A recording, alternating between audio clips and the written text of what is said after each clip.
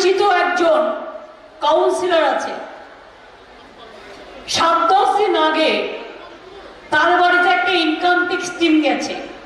তার 2টো বাচ্চা আছে, সে নিজে একজন মহিলা। 3 দিন ছিল তাদের বাড়িতে ইনকাম ট্যাক্স রেড করার নাম করে। বলুন তো, বাচ্চারা বাথরুমে যাবে কোথায়? তারা ঘুমাবে কোথায়? তারা খাবে কোথায়? যে কেউ এসে আপনার বাড়ি ঢুকে গেল, আর আমি বললাম ওরা খেলো কি? বলো খাবে কি? এক একটা খাবারের অর্ডার দিচ্ছে 30,000 টাকা, 50,000 টাকা, বড় বড় মাংস খাচ্ছে। আর যার বাড়িতে গেছে তার বাচ্চা দুধ খেতে পারছে না, চান করতে পারছে না, বাথরুমে যেতে পারছে না। তাকে বলছে বলো बीजेपी करेगा तो हम चला जाता है। সে বলেছে हमारा गला भी आप काट दो, हम ममता जी को नहीं छोड़ेगा, हम बीजेपी नहीं करेगा। এই মানুষও আজও পৃথিবীতে আছে, এটা মাথায় রাখবেন। আমি সংবাদ মাধ্যমের বন্ধুদের একটা রিকোয়েস্ট করবো, আমার ছোট্ট অ্যাপিল। আমি বিজেপির মতো ভয় দেখাই না, সন্ত্রাস করি না এবং কন্ট্রোল করি না। কোথাও কোথাও আপনারা হয়তো লিখছেন ত্রাণ নিয়ে বিক্ষোভ, এটা বিজেপির কথা।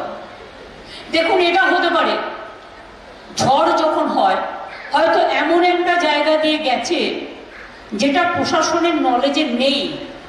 বড় জায়গাগুলো নলেজে থাকে, ছোট জায়গাগুলো খুঁজে বের করে একটু 2-3 দিন টাইম লাগে, তাদেরও জানাতে হয়। যদি কেউ না পেয়ে থাকে তাকে দিয়ে দেবে, অসুবিধার কি আছে? কিন্তু এটা নিয়ে বিজেপির রাজনীতির কাছে প্লিজ দয়া করে আপনারা আত্মসমর্পণ করবেন না। যাদের ঘর বাড়ি গেছে, সবকিছু গেছে, এমনকি হাঁড়ি কড়াই থেকে শুরু করে হাতা, কাপড়, জামা, কেরোসিন তেল, বাচ্চাদের খাবার, কম্বল, জামা কাপড় থেকে শুরু সবই প্রশাসন দিচ্ছে। চাল, ডাল, খাবার, বাড়িও প্রশাসন তৈরি করে দেবে। ইলেকশন যদি না থাকতো আমি 1 সেকেন্ডে ঘোষণা করে দিতাম। ইলেকশন কোর্ট চলছে, ইলেকশন কমিশন না বললে ক্লিয়ারেন্স হবে না। বাপরে বাপ, ডিজাস্টার কেউ নিয়ে নিয়েছে সাথে, যার জীবনে ছিল না। আমরা আমাদের সরকারের কাছ থেকে আমি শুনেছি প্রশাসন অলরেডি 5,000 বাড়ি তৈরি করবার জন্য আমরা রাজ্য সরকার থেকে করব। সেন্ট্রাল গভর্নমেন্টের দয়া চাই না। যারা মানুষকে দেখে না, 100 দিনের কাজের টাকা দেয় না, আবাসনের টাকা দেয় না, তার থেকে দয়া চাই না। টাকা প্রশাসনই দেবে, প্রশাসন করবে। কিন্তু পারমিশনটা করতে এত টাইম লাগছে কেন? বিজেপি এসে বলবে, প্রধানমন্ত্রী এসে বলবে তারপরে টাকাটা তো আপনারা দেবেন না, টাকাটা তো আমরা দেবো। তাহলে কেন করতে দিচ্ছেন না? কেন টাইম নষ্ট করছেন? প্রবলেমটা কি জানেন? যার বিয়ে সেই পুরোহিত, নিজেই স্বামী, নিজেই স্ত্রী, আর নিজেই পুরোহিত। ইলেকশনটা কেন্দ্রের, ইলেকশনটা রাজ্যের নয়। সবটাই করছেন বিজেপি পার্টি। এখানে কোথায় গণতন্ত্র? কোথায় গণতন্ত্র? সারা পৃথিবীর মানুষ দেখে রাখুন, ভারতবর্ষের মতো গণতান্ত্রিক দেশে ওয়ান নেশন ওয়ান পার্টি চলতে পারে না। বিজেপি তাই করছে, মানুষের অধিকার কেড়ে নিচ্ছে, আর তার উপরে জুটিয়েছে আর এনআরসি।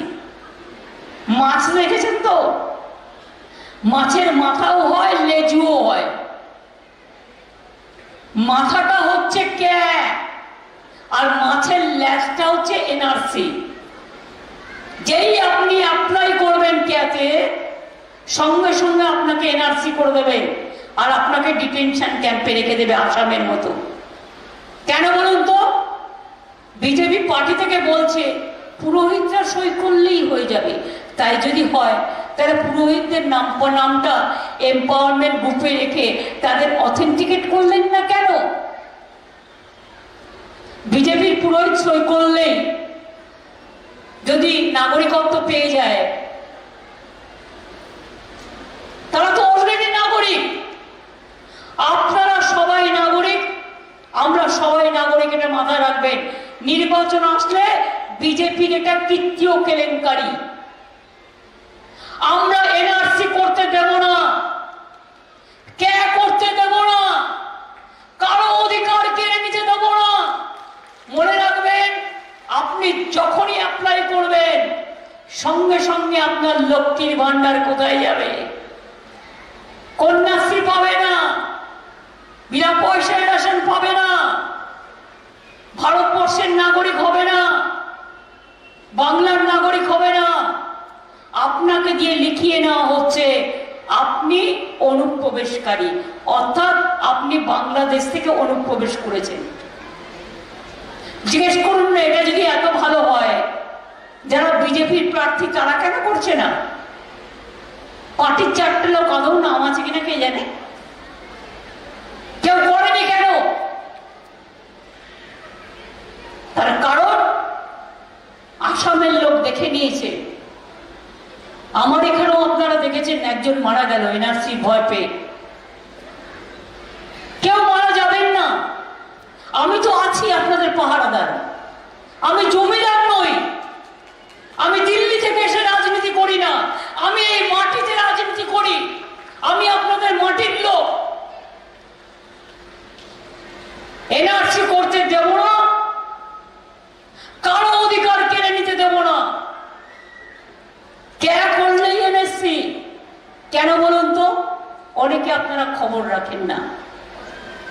একটা কমিটি তৈরি করেছে, সেই কমিটিটার নাম হচ্ছে এম্পাওয়ারমেন্ট কমিটি। তারা নাকি ক্যাস্ট সার্টিফিকেট দেবে। তাদের বলা হচ্ছে বাবা মায়ের জন্মের ঠিকুজি কুষ্টি নিয়ে এসো বাংলাদেশ থেকে। পারবেন তো নিয়ে আসতে? তাদের শিক্ষাগত যোগ্যতা নিয়ে আসতে পারবেন তো? আর 2, কে যদি এতই এনআরসি থেকে আলাদা হয়, তা সেন্সাসের লোক কেন সেখানে ঢোকালেন? সেন্সাস ঢুকিয়েছেন মানে এর পরবর্তী পদক্ষেপ হচ্ছে এনআরসি।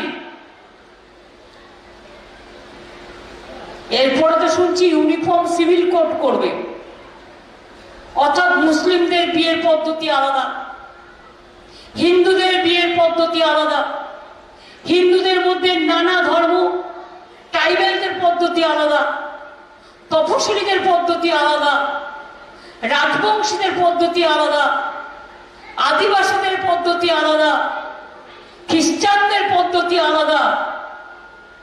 তোমরা বিয়েটাও ঠিক করে দেবে? কি শাড়ি পরবে, কোন ধর্ম মতে পড়বে, কে কাকে বিয়ে করবে, এটা মহা আশ্চর্যজনক এক দেশ হয়ে গেছে। এই দেশকে শেষ করে দিচ্ছে বিজেপি। বাংলার মানুষ একমাত্র প্রতিরোধ করতে জানে, প্রতিবাদ করতে জানে। অন্যরা ভয় পায়। উত্তরপ্রদেশের বলবার ক্ষমতা নেই। একটা লোক বললে পরের দিন তাকে খুন করে দেয়। সাংবাদিকদের সাথে কি একটা ঝামেলা হয়েছিল, আমি দেখলাম 12 জন সাংবাদিককে পুরো উলঙ্গ অবস্থায় প্রায় রেখে দিয়েছে। আমার কাছে ছবিটা আজও তোলা আছে। মহারাষ্ট্রের কোন একজন সাংবাদিক কি লিখেছিল ওদের বিরুদ্ধে, তাকেও খুন করে দেওয়া হয়েছে। বিলকিসের উপর অত্যাচার আপনারা দেখেননি? কুস্তিগির সাক্ষীর উপর অত্যাচার আপনারা দেখেননি? গুজরাটের দাঙ্গা দেখেননি? এনআরসির দাঙ্গা দেখেননি? মণিপুরে 200 চার্চ পুড়িয়ে দিয়েছে দেখেননি? মসজিদের ওপর বোমা পড়েছে দেখেননি? মন্দিরগুলো নষ্ট করে দিয়েছে দেখেননি? মহিলাদের উলঙ্গ করে প্যারেড করা হয়েছে দেখেননি? এই হচ্ছে বিজেপি। দলটাই হচ্ছে ভাওতাবাজ দল। এখন নতুন নাটক শুরু করেছে, বলছে আপ প্লিজ নাম লেখাও, এ তো সব দুর্নীতি কি হয়, কোথায় দুর্নীতি করেছে তোমাকে প্রমাণ করতে হবে, মুখে বললে হবে না। 4-5টা কেস নিয়ে কমপ্লেন ছিল বা কিছু, আমরা সঙ্গে সঙ্গে সংশোধন করে দিয়েছি। আসল লোকেদের প্যানেল করা হয়েছে 11 লক্ষ, এবং তার সবটা পাঠানো হয়েছে দিল্লিতে, যদিও আমাদের অর্ধেক লাগে দিতে। এবার বলুন আপনারা, 3 বছর ধরে কেন আবাস যোজনার টাকা দেননি, বাংলার বাড়ির টাকা? কেন 100 দিনের কাজে 3 বছর ধরে কাজ দেন না, টাকা দেন না? কেন গ্রামীণ রাস্তার টাকা দেন না? 100 দিনের কাজ আমরা 45 দিন করিয়েছি, এবং এই বছর থেকে 50 দিন করে আমরা রাজ্য সরকার করব, আমরা টাকা দেব, আমরা দিল্লির কাছে হাত পাতবো না, আমাদের বাংলার লোক পাবে না। যে 11 লক্ষ বাড়ির কথা আমি বলছি, আমাদের বাজেটে বলা হয়েছে, এমসিসি কোড আছে বলে আমি বলছি তা নয়, 2 মাস আগে বলা আছে, মে মাসের পরে ওই 11 লক্ষ বাড়ির টাকা রাজ্য সরকার দেবে। তার কারণ এটা আমাদের বাজেটে পাস হয়ে গেছে।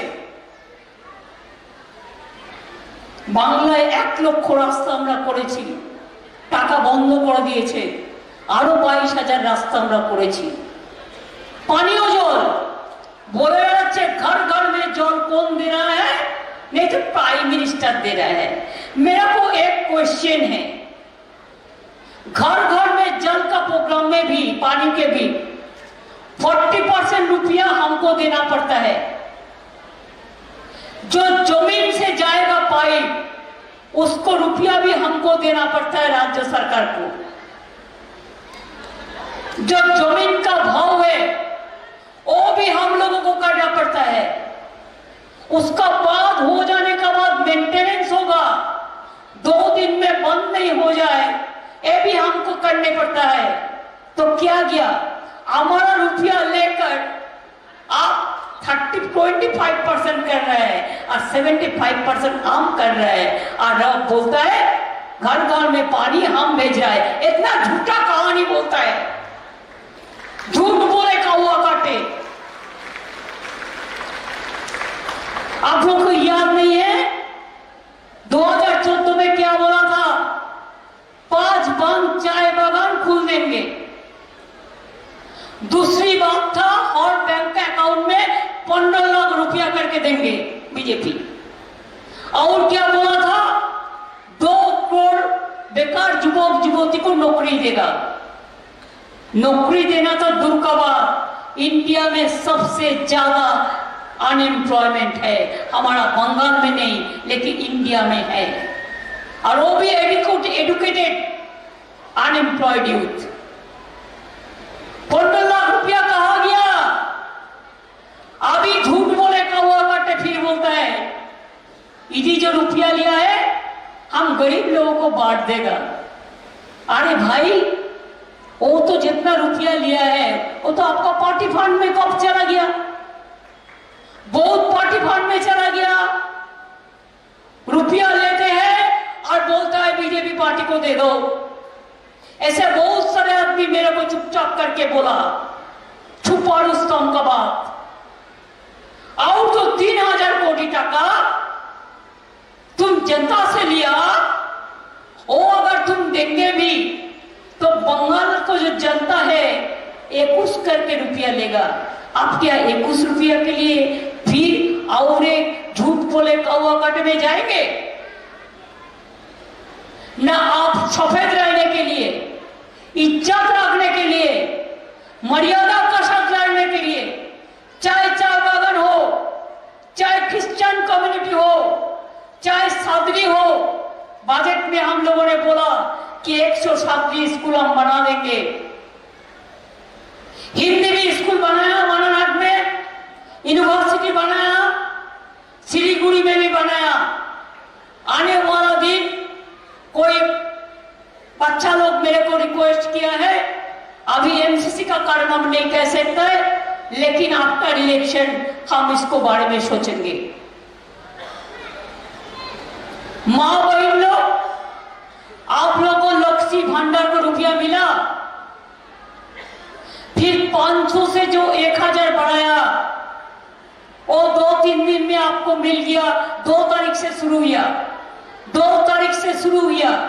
जिसको नहीं मिला उसको भी मिल जाएगा, और जिसको तपस्वी आदिवासी है उसको 1200 मिलेगा।